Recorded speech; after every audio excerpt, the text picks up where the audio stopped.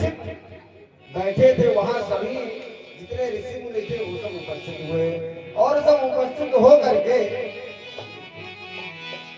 वे सब उपस्थित हो करके महाराज से पूछने लगे कि आपको क्या कारण है, ये कैसे हो गया।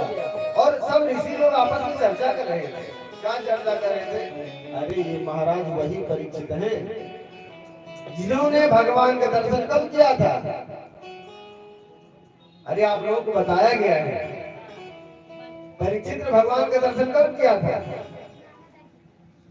अरे भगवान सब कथे सुन रहे हैं। परीक्षित ने भगवान का दर्शन कब किया था? जब गर्भ में थे परीक्षित तभी उन्होंने भगवान का दर्शन कर लिया था।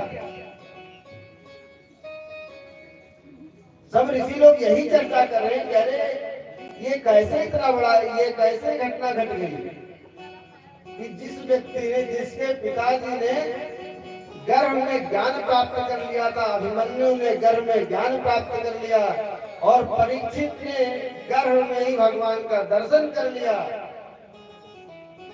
वे परीक्षित के साथ ये इतना बड़ा अन्याय कैसे हो रहा है, इतनी बड़ी घटना कैसे घट गई है।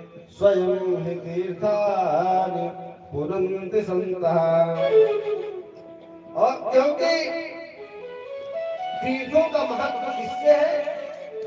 स्वयं ही तीर्थानि पुनन्ति सन्तः। तीर्थों का महत्व किससे है? संतों से है। देखो एक चीज ये देखो, पहले ये जितने आप लोग जाते हैं जब यहाँ गंगा जी का दर्शन करने, तो गंगा जी का आप दर्शन करते हैं, संतों का दर्शन करते हैं। संत का दर्शन करने के लिए आप गंगा जी के स्थान पर जाते हैं, क्योंकि एक पवित्र पावनी गंगा जी है और दूसरे उनको भी पवित्र करने वाले संत हैं। गंगा जी, रामायण की कथा है, बहुत संक्षेप में बता रहा हूँ। गंगा जी यहाँ आ नहीं रही थी पृथ्वी पर। जब भगीरथ जी ने आज्ञा किया तो गंगा जी ने कहा कि महाराज मैं पृथ्वी पर चलूंगी और वहां पर इतने कलुषित लोग रहते हैं, इतने पापी लोग रहते हैं कि वे सब मुझ में स्नान कर करके अपना पाप धो धो करके वो मुझको पापमय बना देंगे। इसलिए भैया मैं डर के मारे पृथ्वी पर नहीं जाऊंगी।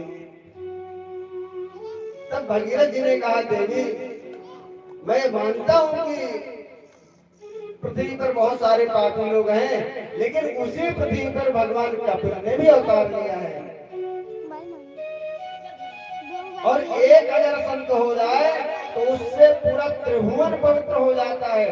तो ये आप अकेले की बातें क्या है। और जब गंगा जी ने ये जाना कि भगवान कपिल यहाँ आए हुए हैं और बहुत बड़े संत महात्मा यहाँ आए हुए हैं, वशिष्ठ संत आए हुए हैं, ऋषि मुनि आए हुए हैं, तो उनका दर्शन करने के लिए गंगा जी पृथ्वी पर आए।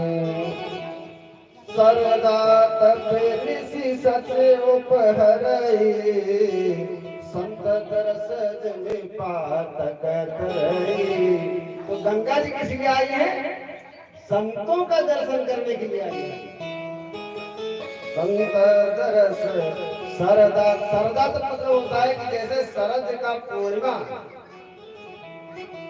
शरद ऋतु का पूर्णिमा चंद्रमा जैसे रात्रि के अंधकार को नष्ट कर देता है, वैसे ही संत के दर्शन से हमारे आपके जीवन का जो अंधकार है वो नष्ट हो जाता है। संत दरस में पातक तरई, बड़े बड़े जो पाप हैं वो भी नष्ट हो जाते हैं,